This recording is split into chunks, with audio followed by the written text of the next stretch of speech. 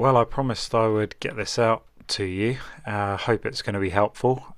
Hopefully, I'll be able to show you how I received planning permission for my air source heat pump within 5 weeks. Well, actually, it was 5 weeks exactly to the day. I only spent the 250 odd pound on the fee that goes to the local council. I didn't employ any architects or any other specialists to help me with the task. So I hope some of this information will be helpful to you. Even if you are enlisting some help, at least maybe it will demystify the process a little bit, which for some will seem quite complicated. So first of all, I just want to run through some of the documentation that you will need. Every council and every planning department will differ slightly, and I'm not an expert. I'm just a homeowner who's done their due diligence and some research. So first of all, this is a site location plan. You can download this from Ordnance Survey or many other sources and make sure that it's got one of the scales on there that your local planning department is after. We've got 1 to 500 and 1 to 1250. I can't actually remember which one of these two my planning department wanted, but I'll talk about how I got some of these documents without paying for them towards the end. So this one comes as a PDF, so it can be scaled right up and they can look at some detail. So this is the existing layout of how our house currently is and our plot currently is, and you can see the boundary marked in red. And then we had to supply also, in addition to this, the proposed one, so a location of the air source heat pump on there, which is to scale and is barely noticeable, but once you start to scale this up, you will be able to see the heat pump there on the image. So anyway, this is one of the important documents. Next one will be the elevations and the floor plan. So we've got the floor plan here, ground floor plan, roof plan, and then all the elevations, front, side, rear, and the opposite side. So this again is the existing plan of what the house currently is, and then this is the proposed one. Again, heat pump to scale in the relevant positions on the plan. So we did actually go ahead and then alter this further down the line.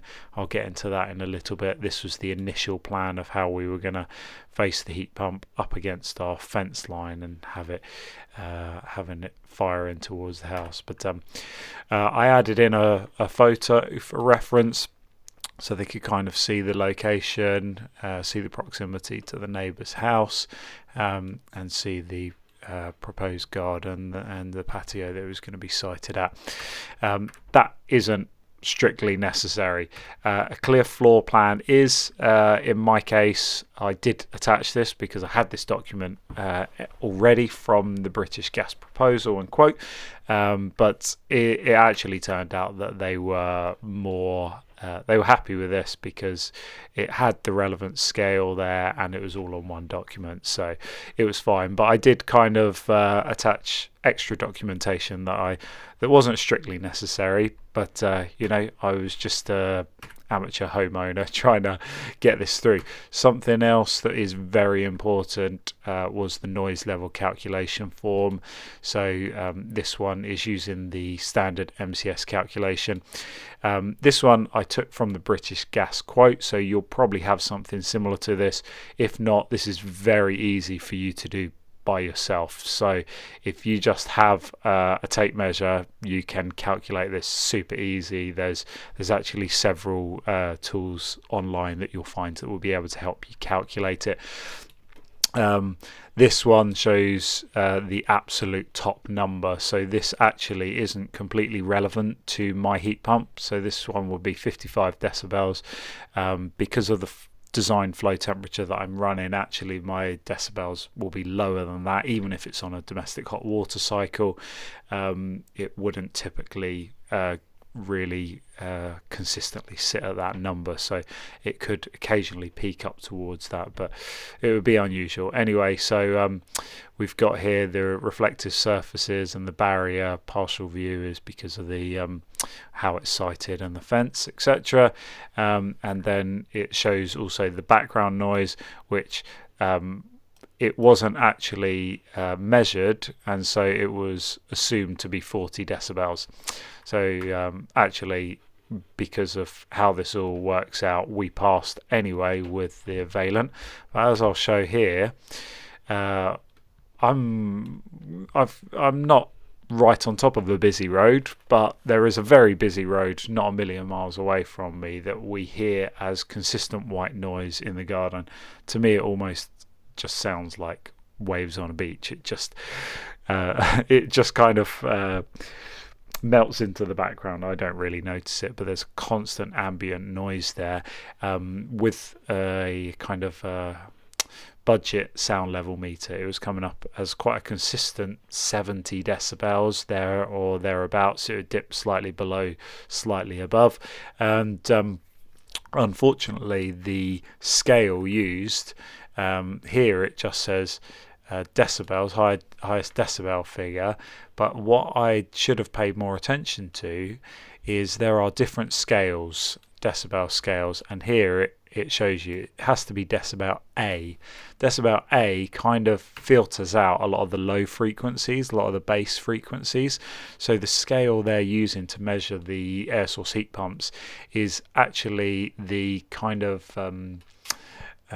most favourable scale, I guess I should say, because it will kind of filter out a lot of the hum and the vibration and the deeper tones. Decibel C is a more flat and linear way of measuring. So when I've measured here decibel C, that will kind of cover a much wider set of frequencies, sound frequencies, compared to decibel A. These were if for some reason you can't get these, this is probably a good time for me to actually talk about where all of these diagrams came from. So I'm quite competent with a computer. I'm also not scared to try and sketch something on a piece of paper. So these were actually some sketches. This is the back of the house, and the heat pump was going to be sited here in this area. Very easy to do with a ruler, especially if you've got some scale paper that you can use, and you can scale that quite easily. If you don't feel competent, there's a lot of computer programs that actually you could take a photo of your house, and the computer program would turn that into a drawing for you, and you could then adjust it slightly. So if you're competent with a pen and paper, you'll be fine. If you're competent with a computer, you'll be fine. If you're not competent with either of those things, then you will need to enlist some help.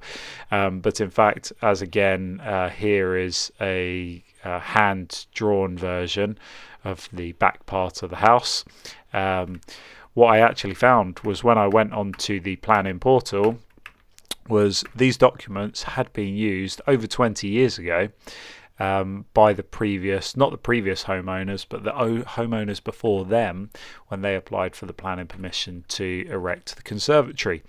And so here you see that all of these diagrams and drawings had been done for me, and no other modifications had been made to the building since that conservatory was erected over 20 years ago.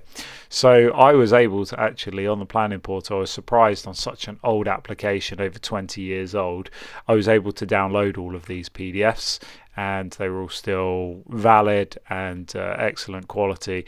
So those are a free resource that may be available to you and may be worth checking.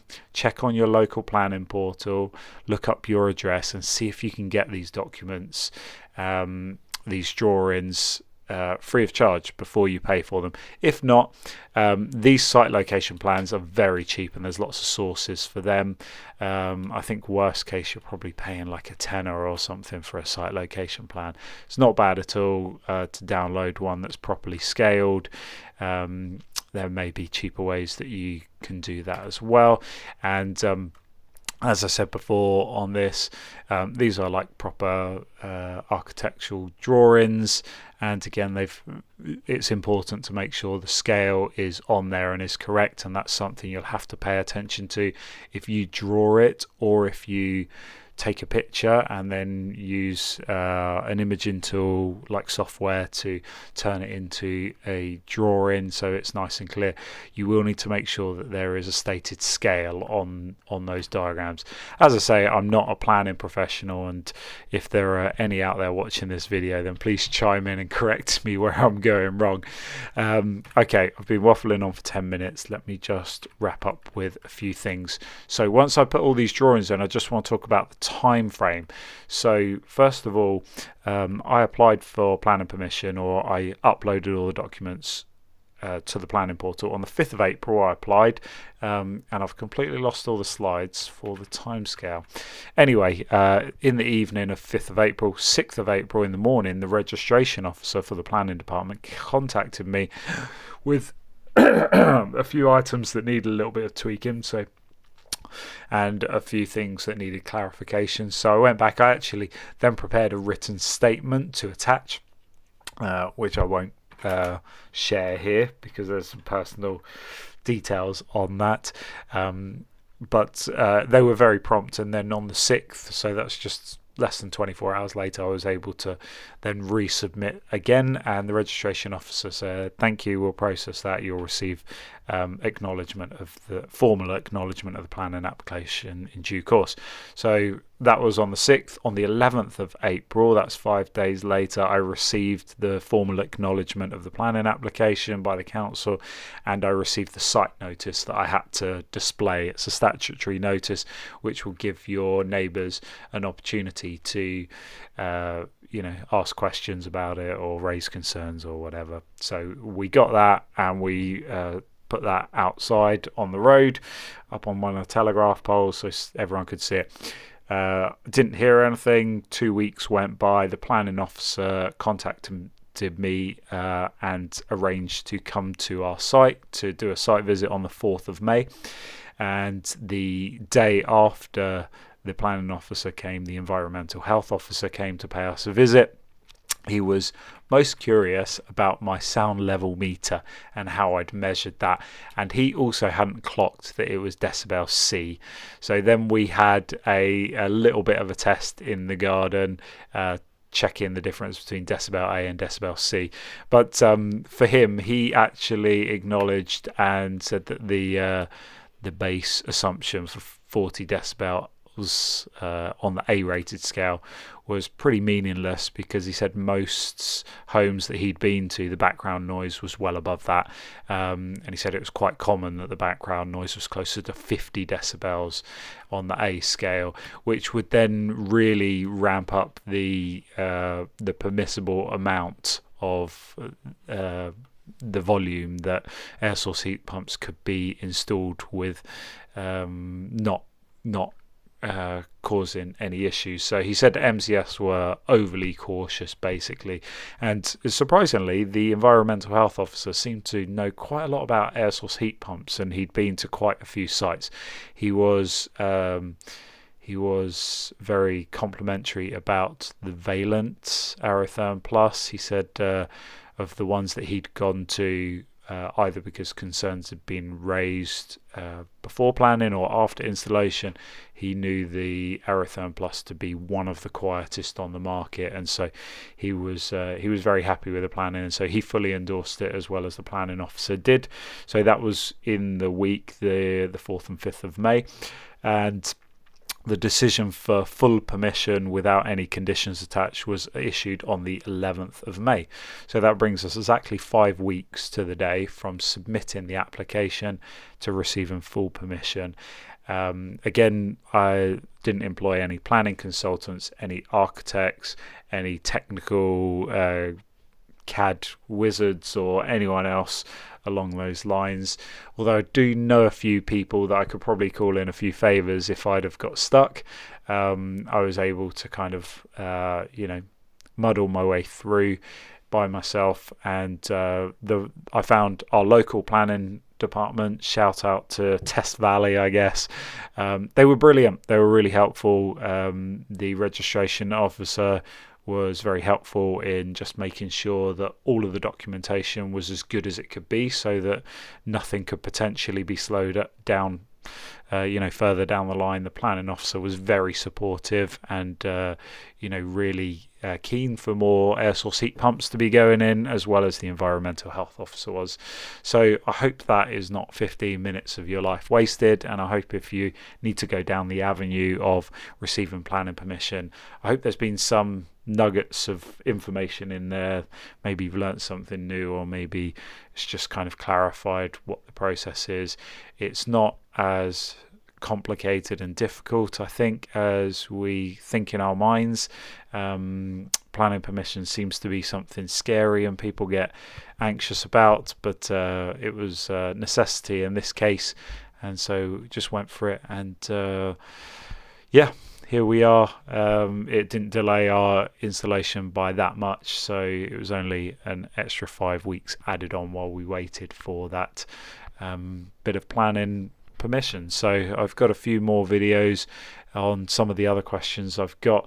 So coming up in the next few videos, I'm going to be talking about how we prepared ourselves. So I'm going to be talking about some of the work I did before the engineers actually arrived here.